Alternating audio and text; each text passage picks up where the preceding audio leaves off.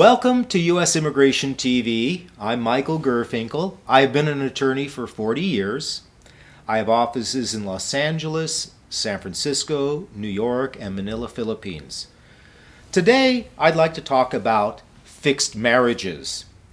Because if a person is caught in a fixed marriage, it could result in a lifetime ban.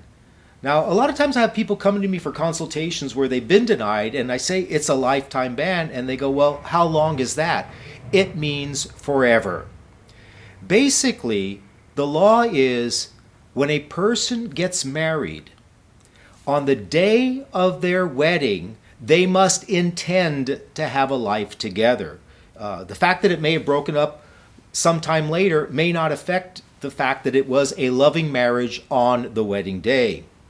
But if a person never had any intention to have a life together with their spouse, or they paid them to marry them, that could be big problems. The law basically says no petition can be approved if a person has ever been found to have entered into a marriage for immigration purposes. What that means is if a person has been caught in the fixed marriage by USCIS, nobody in the future can petition them. It means, for example, they divorce this person and they marry somebody else and they have a loving relationship, a loving marriage, several kids together. Or they might have a kid who is born in the US and is now 21 years old. And they say, well, I'm going to let my new spouse petition me. I'm going to let my 21-year-old U.S. citizen child petition me. No, it's not allowed. It is a lifetime ban because a person had been caught in a fixed marriage in the past. Also, a person may have a marriage to a citizen in the past, they get divorced, they marry somebody else.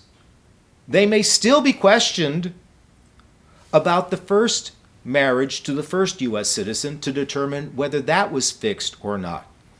Now, if a person's caught in a fixed marriage, obviously it's going to create a lot of problems.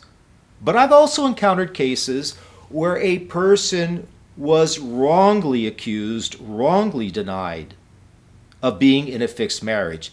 In those situations, there could be hope by going back and demonstrating to the USCIS that the previous marriage was in fact real. If you can demonstrate the previous marriage was real by just 51%, I mean, that's the basic standard of proof, more likely than not. If you can demonstrate that the previous marriage was more likely than not real, it could be possible to overcome a fixed marriage finding. But putting up the proof and demonstrating eligibility is complex. It requires the right documents, the right evidence. And that's why I would recommend to people, if you are wrongly being accused of a fixed marriage, if you have previously been denied because of a mistake or miscommunication and they said the marriage was fixed, I think in those situations it would greatly assist the person if they had an immigration attorney